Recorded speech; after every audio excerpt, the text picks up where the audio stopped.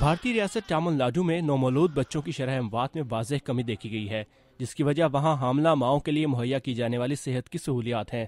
مقامی health clinic کے اہلکار خواتین کو اپنی اور اپنے بچوں کی غذائی ضروریات پوری کرنے کے بارے میں رہنمائی فراہم کرتے ہیں۔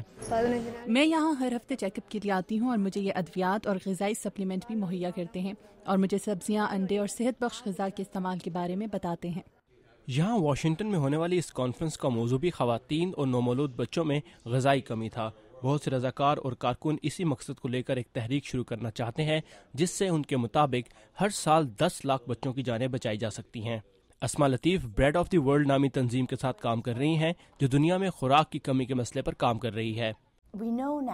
ہم جانتے ہیں کہ اگر پیدائش کے پہلے سے لے کر 2 سال کی عمر تک کے 1000 دن کے دورانیے میں بچوں کی متوازن غذا پر مناسب توجہ نہ دی جائے تو اس کا نقصان ہوتا ہے، جس کی تلافی آپ پھر نہیں کر سکتے، اور آبادی کا ایک بڑا حصہ اس مسئلے سے دوچار ہے، جس تک پہنچنا ضروری ہے۔ اسما کا کہنا ہے کہ نومولود بچوں میں شرائع اموات کو کم کرنا بہت آسان ہے، جیسے باقاعدگی سے ہاتھ دھونا جس سے اسہال سے بچاؤ، اور ماں کا دودھ جیسی چیزیں نومولود بچوں کے لیے غذا کی کمی اور متوازن غذا کے مسئلے کو حل کر سکتے ہیں۔ یہ ایک ایسی سرمایہ کاری ہے جس کا فائدہ آپ کو آنے والے کئی برسوں تک ہوتا ہے۔ ایسے ملک جہاں غذا کی شدید کمی ہے، ان کی تعداد 36 ہے۔ وہاں ملکی پیداوار کا 2 سے 3% غذا کی کمی کے باعث ضائع ہو جاتا ہے۔ یہ ایک بہت بڑا مسئلہ ہے۔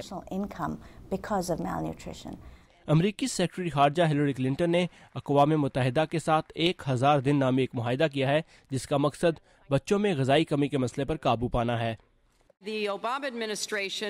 اوباما حکومت نے ماں اور بچوں کی صحت کو اپنے صحت عامہ کی ترجیحات میں سر فہرست رکھا ہے، جس کے لیے $63 ارب کی رقم ماؤں اور بچوں کی صحت اور خاندانی منصوبہ بندی کے لیے مختص کی گئی ہے۔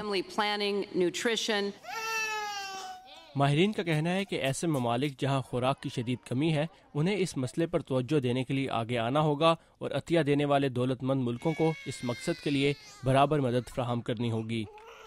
لورین بومن کے ساتھ ثاقب الاسلام، اردو VOA۔